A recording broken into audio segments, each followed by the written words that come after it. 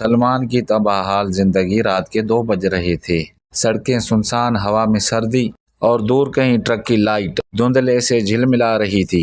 سلمان ایک کونے میں بیٹھا تھا، پاؤں میں پرانی چپل، ہاتھ میں قرض کے نوٹ، آنکھیں سرخ اور آنسوؤں سے بھری ہوئی۔ بیوی اور بچے گھر میں چھپے ہوئے۔ بیٹی کانوں پر ہاتھ رکھ کر روتی رہی، بیٹا خاموش کھڑا، خوف سے کانپ رہا تھا۔ دھمکیاں آ رہی تھی، دروازے پر دستک دے رہے تھے۔ بیوی اور بچے خوف زدہ، اور سلمان ایک بے بس انسان ہو کر زمین پر گر گیا۔ دوستو، آج کی کہانی قرض اور ٹوٹے ہوئے حوصلے کی ہے۔ رات کے 2 بج رہے تھے، شہر کی سڑکیں سنسان تھی، صرف کتوں کے بھونکنے کی آوازیں اور دور کہیں ٹرین کی سیٹی سنائی دے رہی تھی۔ اسی سناٹے میں ایک آدمی فٹ پاتھ پر بیٹھا تھا، سر جھکا ہوا، آنکھوں میں نمی اور ہاتھ میں قرض داروں کی پرچیاں۔ اس کا نام سلمان کوئی مجرم نہیں تھا، کوئی چور نہیں تھا، کوئی فراڈی نہیں تھا، وہ صرف ایک مجبور باپ تھا۔ سلمان کی عمر 35 سال تھی اور 2 بچے تھے، ایک بیٹا 8 سال کا، بیٹی 5 سال کی۔ بیوی سادہ سی گھریلو عورت، جس کی سب سے بڑی خواہش تھی بس اتنی تھی کہ گھر میں سکون ہو، مگر سکون یہ لفظ سلمان کے گھر سے برسوں پہلے نکل چکا تھا۔ سلمان پہلے ایک فیکٹری میں ملازم تھا، تنخواہ کم تھی مگر گزارا ہو رہا تھا۔ پھر ایک دن اچانک فیکٹری بند ہو گئی، مالک ملک چھوڑ گیا اور سلمان بے روزگار ہو گیا۔ شروع میں اس نے چھوٹی موٹی مزدوری کی، کبھی لوڈ اٹھائے، کبھی رکشہ چلایا، کبھی مارکیٹ میں دکانداروں کا سامان اتارا، مگر شہر مہنگا تھا اور بچے بھوکے۔ پہلا قرض اس نے دودھ والے سے لیا، پھر کرانہ اسٹور سے، پھر راشن والے سے، آخرکار سود لینے پر مجبور ہو گیا۔ یہی وہ موڑ تھا جہاں زندگی نے سلمان کو زمین پر پٹک دیا۔ شروع میں سود کم تھا، سلمان نے سوچا بس 2 مہینوں کی بات ہے، کوئی اچھی سی نوکری مل جائے گی، مگر کوئی نوکری نہ ملی، سود بڑھتا گیا اور قرض پہ قرض چڑھتا گیا۔ بھائی سلمان، پیسے کب دو گے؟ کبھی سخت لہجہ، کبھی دھمکیاں۔ اب حالت یہ تھی کہ روز کوئی نہ کوئی دروازہ کھٹکھٹاتا۔ ایک دن تو حد ہو گئی، 2 آدمی آئے، بیوی کے سامنے چیخنے لگے، اگر 3 دن میں پیسے نہ دیے تو سارے گھر کا سامان اٹھا کر لے جائیں گے۔ بیٹی ڈر کے مارے پلنگ کے نیچے چھپ گئی، بیٹا خاموش کھڑا سب دیکھ رہا تھا، اور سلمان بس سر جھکا کر زمین کی طرف دیکھ رہا تھا۔ اسی رات بیوی نے پہلی بار رو کر کہا، مرد کے پاس آنسو ہوتے ہیں مگر وہ دکھاتا نہیں۔ اگلے دن سلمان مسجد گیا، فجر کے بعد وہ وہیں بیٹھا رہا۔ امام صاحب نے دیکھا تو پوچھا، بیٹا خیریت؟ قرض، ذلت، بچے، بھوک، سب کچھ بتا دیا۔ امام صاحب نے صرف اتنا کہا، بیٹا رزق اللہ دیتا ہے مگر انسان صرف سبب بنتا ہے، تم ہمت کبھی نہ ہارنا۔ اس دن سلمان نے ایک فیصلہ کیا، اب وہ صرف مزدوری نہیں کرے گا بلکہ کچھ اپنا کرے گا۔ اس نے پرانا موبائل بیچا، موٹر سائیکل گروی رکھی اور محلے کے کونے میں ایک چھوٹا سا ریڑھی اسٹال لگا دیا۔ پہلے دن صرف 3 کپ بکے، دوسرے دن 5، تیسرے دن 7، مگر قرض تو پہاڑ تھا۔ یہ کمائی سمندر میں قطرے جیسی تھی۔ اور ایک شام جب سلمان اسٹال بند کر رہا تھا، ایک اجنبی شخص رکا، اس نے چائے پی اور سلمان کو غور سے دیکھنے لگا اور پوچھنے لگا، بھائی اگر میں تمہیں ایک موقع دوں تو کیا تم ایمانداری سے کام کرو گے؟ سلمان حیران ہوا اور ہاں کر دیا۔ یہ وہ لمحہ تھا جہاں سے سلمان کی زندگی بدلنے والی تھی۔ سلمان نے اجنبی کی طرف دیکھا، آنکھوں میں سوال تھے اور دل میں خوف تھا اور ایک ہلکی سی امید بھی۔ سلمان نے دھیمی سی آواز میں کہا، جی بھائی، میں محنت بھی کرتا ہوں، ایمانداری بھی، بس موقع نہیں ملا۔ اجنبی نے ہلکا سا مسکرایا اور اس نے اپنا نام پتہ بتایا۔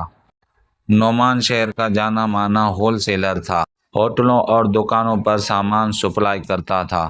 اس نے کہا، میں نے تمہیں کئی دنوں سے دیکھا ہے، بارش ہو یا سردی ہو ان اسٹال پر کھڑے رہتے ہو، میں ایسے لوگوں کی قدر کرتا ہوں۔ سلمان کی آنکھیں بھر آئی کیونکہ کسی نے برسوں بعد اس کی محنت کو پہچانا تھا۔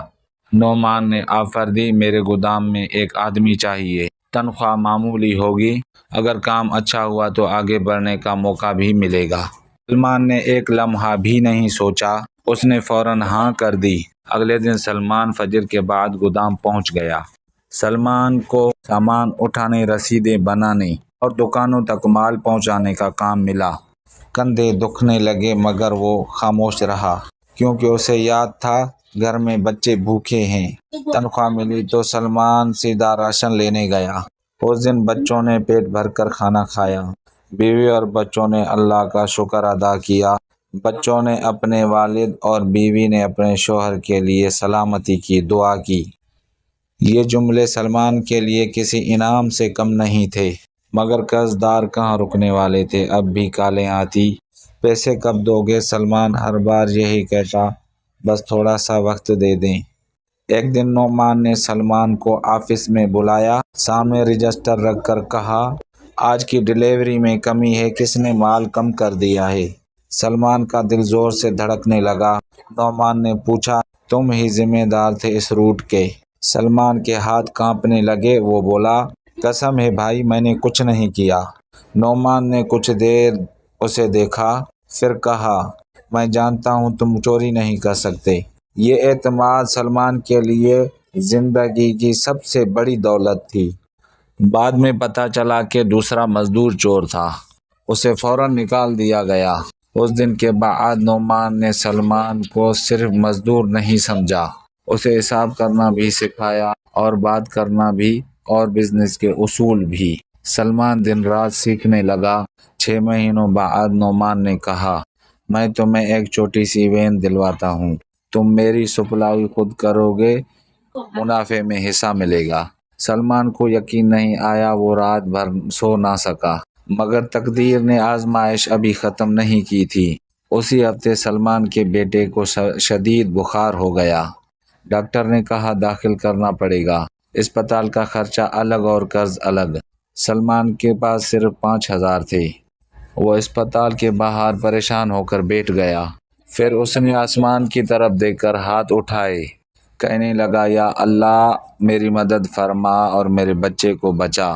اسی لمحے نعمان کی فون آ گئی۔ سلمان نے نعمان کو سب کچھ بتا دیا۔ نعمان بغیر کچھ کہے اسپتال پہنچ گیا، بل ادا کیا اور کہا، یہ قرض نہیں، یہ تمہارے بچے کا حق ہے۔ سلمان نعمان کے قدموں میں گر گیا، مگر نعمان نے فوراً اٹھا لیا۔ وہ رات سلمان کبھی نہیں بھولا۔ یہ پہلی بار تھا جب کسی نے اسے انسان سمجھا تھا، مگر قرض ابھی بھی تھا اور دشمن بھی، کیونکہ کچھ لوگ سلمان کی ترقی سے جلنے لگے تھے، خاص طور پر وہی سود خور جنہوں نے اب دھمکیاں تیز کر دی، یا پیسے دو یا انجام برا ہوگا۔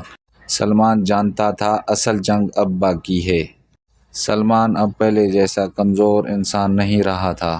اب وہ صبح فجر سے پہلے اٹھتا اور بچے کے ماتھے کو چومتا اور اپنی وین لے کر نکل جاتا، دکانوں پر مال پہنچاتا اور حساب لکھتا، کسٹمر سے مسکرا کر بات کرتا، اور رات گئے گھر واپس آتا، تھکا ہارا ضرور ہوتا، مگر دل میں امید زندہ تھی۔ منافع اب آہستہ آہستہ بڑھنے لگا۔ سلمان نے پہلا کام یہ کیا کہ چھوٹے قرض اتارنے لگا، پہلے دودھ والے کو، پھر کرانہ اسٹور والے کو، پھر محلے والوں کو۔ لوگ حیران تھے، کہنے لگتے، یار سلمان تو واقعی بدل گیا ہے، مگر سود خور ابھی بھی پیچھے پڑے تھے۔ ایک دن 3 آدمی وین کے سامنے آ کر کھڑے ہو گئے۔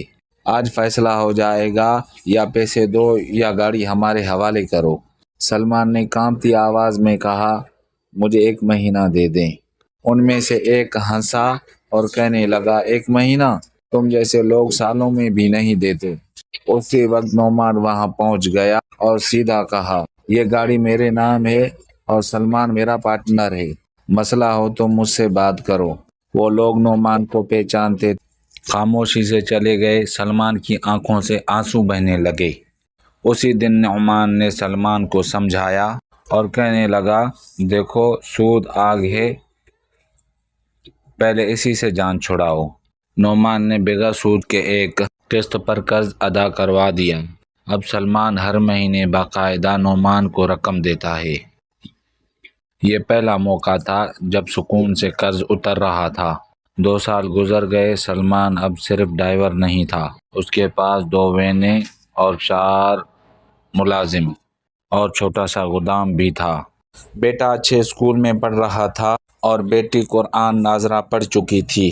بیوی کے چہرے پر وہ سکون لوٹ آیا تھا جو برسوں پہلے کھو گیا تھا۔ ایک دن سلمان اپنی پرانی گلی میں گیا، وہی فٹ پاتھ، وہی مسجد، وہی جگہ جہاں وہ رات 2 بجے رو رہا تھا۔ وہ خاموشی سے بیٹھ گیا اور اللہ کا شکر ادا کیا۔ اسی مسجد میں اس نے دیکھا چند مقروض بیٹھے ہوئے تھے۔ سلمان ان کے پاس گیا۔ ان میں ایک نوجوان تھا جس کی آنکھوں میں وہی خوف تھا جو کبھی سلمان کی آنکھوں میں ہوتا تھا۔ سلمان نے اس کا ہاتھ پکڑ کر کہا، بھائی، میں بھی کبھی تمہاری جگہ بیٹھا تھا، مگر ہمت نہ ہارنا۔ اس نے چند لوگوں کو نوکری دی اور کچھ کی مدد بھی کی اور ایک چھوٹا سا کامیاب فنڈ بھی بنا دیا۔ کچھ سال بعد نعمان نے سلمان سے کہا، اب تمہیں میری ضرورت نہیں، اپنا بزنس خود سنبھالو۔ سلمان نے نعمان کو گلے لگا لیا۔ اگر وہ اجنبی نہ ملتا شاید سلمان آج بھی فٹ پاتھ پر بیٹھا ہوتا۔ آج سلمان کامیاب ہے مگر اس نے کبھی تکبر نہیں کیا۔ وہ جانتا تھا دولت انسان کو نہیں بدلتی، وقت انسان کو بدل دیتا ہے، اور جو صبر کرتا ہے اللہ اسے ایسا مقام دیتا ہے جس کا وہ سوچ بھی نہیں سکتا۔ کہانی کا پیغام: آج اگر قرض ہے تو کل نجات بھی ہے، اگر آج آنسو ہیں تو کل مسکراہٹ بھی ہے۔ بس شرط ایک ہے، حرام سے بچو اور صبر نہ چھوڑو، اور اللہ پر پکا یقین رکھو۔ فٹ پاتھ پر بیٹھا ہوتا۔ آج سلمان کامیاب ہے مگر اس نے کبھی تکبر نہیں کیا۔ وہ جانتا تھا۔ دوستو، اگر یہ کہانی آپ کے دل کو چھو گئی ہو تو چینل کو سبسکرائب کریں اور بیل آئیکن کو یعنی گھنٹی کو دبائیں تاکہ آنے والی ہماری نئی ویڈیو آپ تک فوراً پہنچے، اور ہماری حوصلہ افزائی کے لیے لائک کریں اور کمنٹ میں ضرور بتائیں کہ یہ کہانی آپ کو کیسی لگی۔ آپ کا کمنٹ ہمیں مزید اچھی کہانیاں بنانے کا حوصلہ دیتا ہے۔ آپ سب کا دل کی گہرائیوں سے شکریہ۔ اللہ حافظ۔